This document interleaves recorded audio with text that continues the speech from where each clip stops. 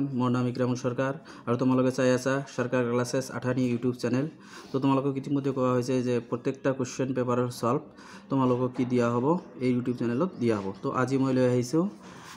general সায়েন্সৰ question paper তোমালোকে question পেপাৰটো উলাই লোৱা আৰু চেক কৰা তোমালোকে কিমান মাৰ্ক পোৱা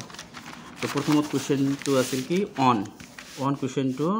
এনসাৰ হ'ব ডি অনৰ এনসাৰ হ'ব কি ডি আৰু অনৰ এনসাৰটো হ'ব ডি 2 নম্বৰ এনসাৰটো হ'ব তোমালোকৰ which of the following does not involve in a chemical reaction তো এইটো হ'ব তোমালোকৰ বি নম্বৰ 3 ৰ এনসাৰটো হ'ব which of the following laws is satisfied by a balanced chemical reaction এইটো তোমালোকৰ এনসাৰ হ'ব কি conservation of mass আৰু 4 নম্বৰ এনসাৰটো হ'ব which of the following is olfactory indicator মানে 4 ৰ এনসাৰটো হ'ব সি ভ্যানিলা 4 ৰ এনসাৰ হ'ব কি সি তাৰ পিছত কি হ'ব তাৰ পিছত 5 নম্বৰ এনসাৰটো মেটেল অক্সাইড আৰ এটো হ'ব কি বেসিক বা ক্ষাৰকীয়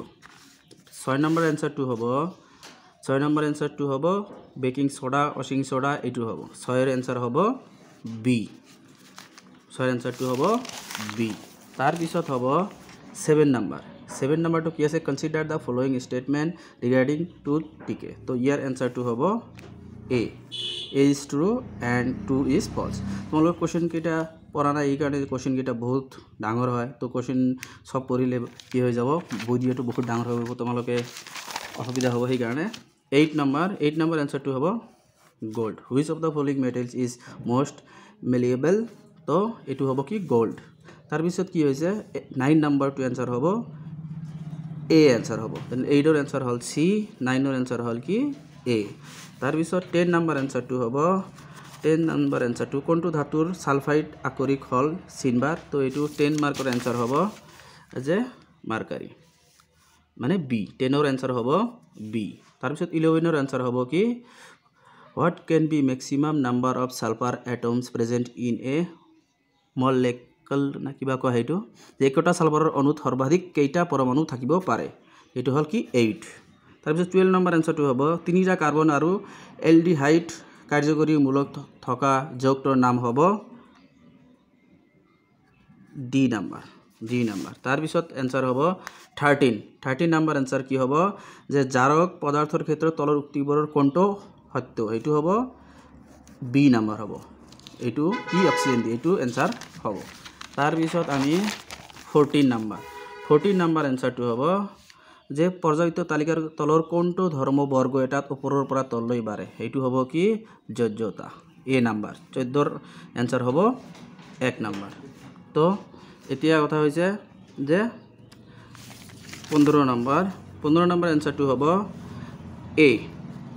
তাৰ পিছত 16 নম্বৰটো হ'ব বি এনসাৰ 16 নম্বৰটো এনসাৰ হ'ব কি বি তাৰ পিছত 17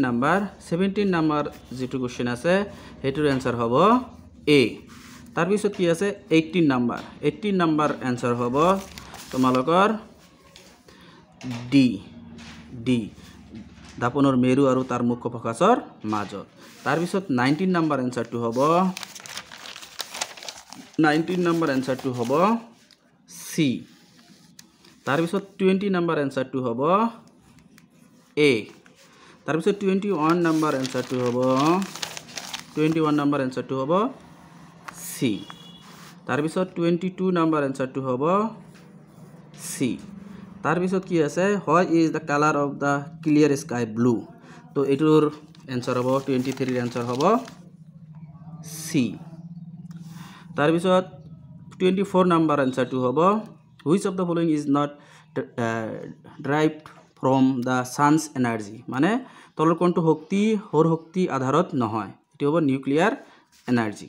তাৰ পিছত কি হৈছে 25 নম্বৰ এনসাৰটো হ'ব বি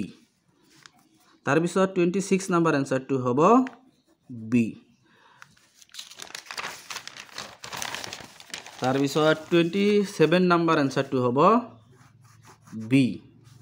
28 নম্বৰ বায়ুমণ্ডলৰ উচ্চ স্তৰত ওজনে বাধা দিয়ে কি এটো হল কি অতি বেঙুনীয়া ৰশ্মিৰ বিকৰণ মানে 28 নাম্বাৰ এনসাৰটো হ'ব সি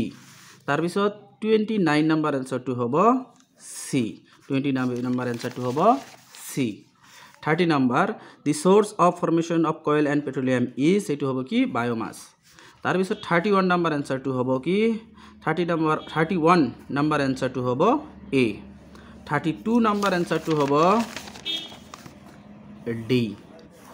তাৰ পিছত 33 নাম্বাৰ এনসাৰটো হ'ব ডি তাৰ পিছত 34 নাম্বাৰ এনসাৰ 34 নাম্বাৰ এনসাৰটো হ'ব এ তাৰ পিছত কি হ'ব উদ্ভিদৰ জাইলেম কলাৰ দায়িত্ব হল এটো হ'ব কি পানীৰ পৰিবহন এইটোৰ এনসাৰ হ'ব পানীৰ পৰিবহন তাৰ পিছত 36 নাম্বাৰ টু এনসাৰটো হ'ব এ টি পি মানে 36 নাম্বাৰ এনসাৰ হ'ব বি তাৰ পিছত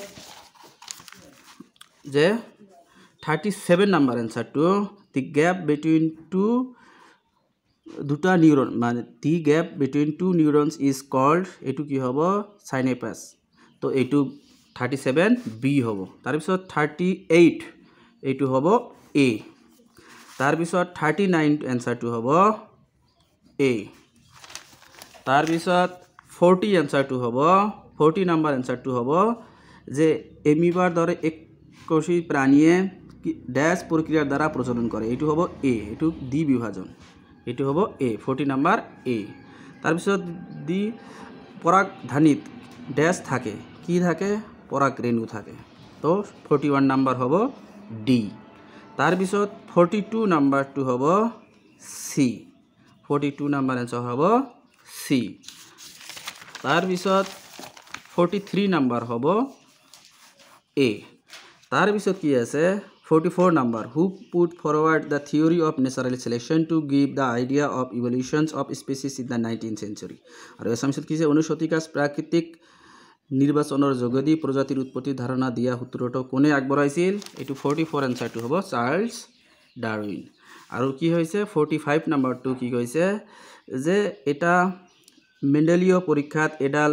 বেগুনিয়া ফুলধাৰী ওক গছৰ হৈতে বগা ফুলধাৰী এডাল চুটি মটৰ মাহৰ গছৰ সংকৰণ ঘটাওতে